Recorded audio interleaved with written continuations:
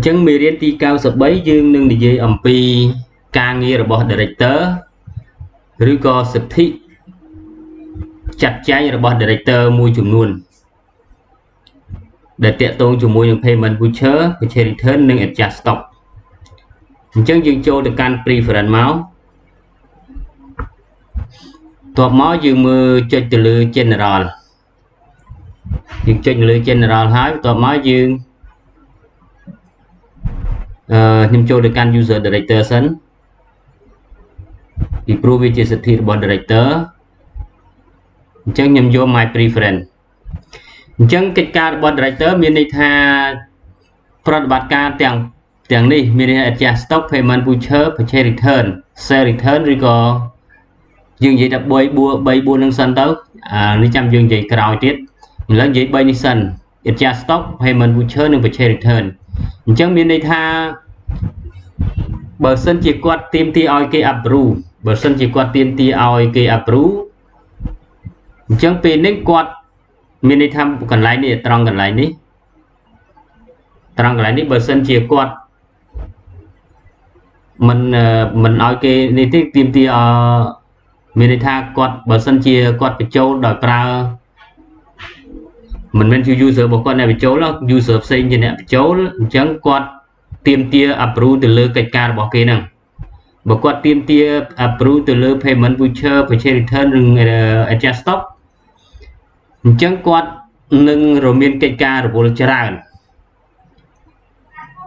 អញ្ចឹងបើសិនជាគាត់គិតថាគាត់រវល់ច្រើនគាត់អាចចាត់ថ្នាក់ assistant មានន័យគាត់ត្រូវការ assistant មួយជំនួសគាត់ត្រូវការ assistant មួយជំនួសគាត់មកដើម្បីគាត់ធ្វើការ approve មានន័យថាឧទាហរណ៍ថា adjust stock អញ្ចឹងបកគោលឲ្យ stock controller adjust stock បកគោលឲ្យ stock controller ឬក៏ manager អញ្ចឹងចុះ manager ចាំ approve adjust stock នេះឲ្យផង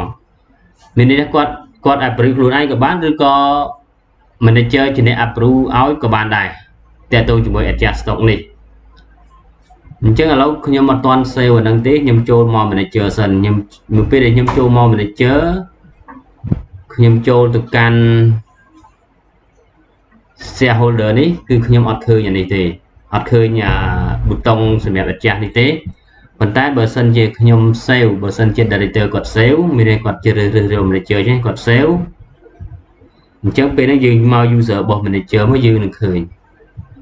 នេះយើងនឹងឃើញប៊ូតុងសម្រាប់ approve នេះអញ្ចឹងមានន័យថា manager គាត់ approve ជំនួស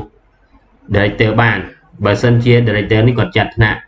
អញ្ចឹងរាល់អ្វីដែល director គាត់ចាត់ថ្នាក់គឺ manager គាត់អាចជំនួសបានអញ្ចឹងទាំង3នេះយើងអាចកំណត់ផ្សេងគ្នាក៏បានដែរអញ្ចឹងមានន័យថាបើ director គាត់មិនចង់ approve ទេគាត់បកគោលសិទ្ធិឲ្យ user ណាមួយជាអ្នក approve ទៅលើ form ហ្នឹងគាត់ select កន្លែងហ្នឹងទៅពេលហ្នឹងគាត់មិនសូវរវល់ច្រើនទេគាត់ប៉ុន្តែបើគាត់មិននេះទេគាត់មិនបាច់ tick ទេបើគាត់មិនបាច់ tick ដាក់ថា no assistant ចឹងមានន័យថាមានតែគាត់ទេមានតែ director ទេដែល approve ទៅលើ form ហ្នឹងអញ្ចឹងសិទ្ធិដែលចង់និយាយគឺប៉ុណ្ណឹងអញ្ចឹងក្នុងមេរៀននេះគឺយើងបញ្ចប់ប៉ុណ្ណេះសិន